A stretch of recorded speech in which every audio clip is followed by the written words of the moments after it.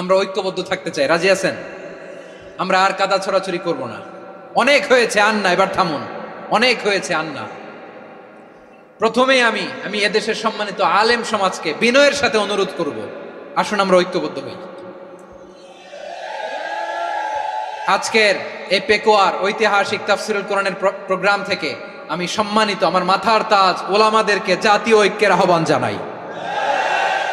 পেকুয়ার এই ঐতিহাসিক তাফসিরুল কোরআনের প্রোগ্রাম থেকে আমি আমার সম্মানিত রাজনৈতিক ব্যক্তিবর্গদেরকে জাতীয় ঐক্যের আহ্বান জানাই। অনেক হয়েছে, আন্না। আধিপত্যবাদকে রুখে দিতে হলে, বাংলাদেশের বিরুদ্ধে যে কোনো ধরনের ষড়যন্ত্রকে রুখে দিতে হলে জাতীয় ঐক্যের কোনো বিকল্প নাই। চিল্লায় বলো ঠিক কিনা?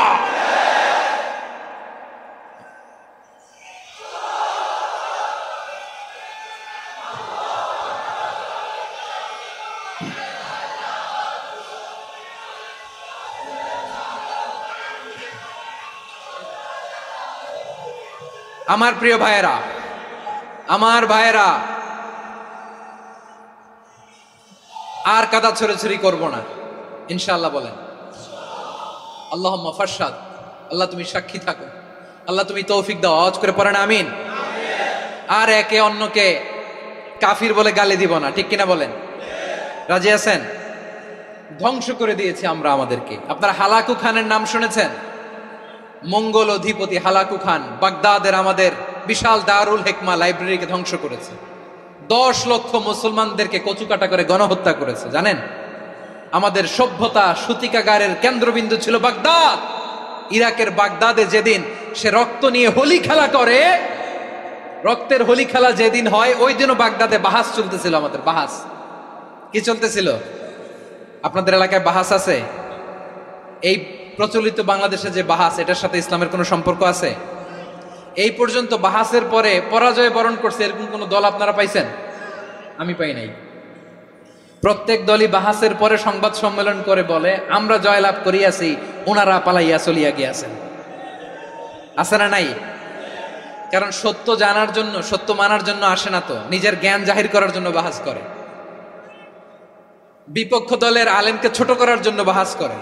এই বাহাসের স্থান ইসলামে নাই। চিল্লায় বলো ঠিক কিনা?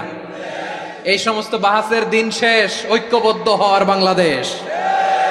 প্রিয় ভাইরা, হালাকু খান সে দারুল হিকমা লাইব্রেরি জ্বালিয়ে পুড়িয়ে এই সব দামি দামি বইগুলো, আমাদের দামি দামি ঐতিহাসিক তুরাসি ক্লাসিক বইগুলোকে দজলা নদীতে ফেলেছে। পুরা দজলা নদী কালো হয়ে গিয়েছে। 10 লক্ষ মুসলমানকে গণহত্যা চালিয়ে এই রক্তের বন্যা যখন দজলা নদীর পানিতে মিশে গিয়েছে, দজলা নদীর পানি লাল হয়ে গিয়েছে। যেই দিন বাগদাদে গণহত্যা চলে, ওই দিনও বাগদাদে বাহাস চলতেছিল। কিসের বাহাস জানেন? মেসওয়াক, ডান মারি থেকে করা সুন্নাহ, এটা আমরা জানি। এখন কি উপরের মারি না নিচের মারি? বাহাসের বিষয়। এই বাহাস করবেন আপনারা?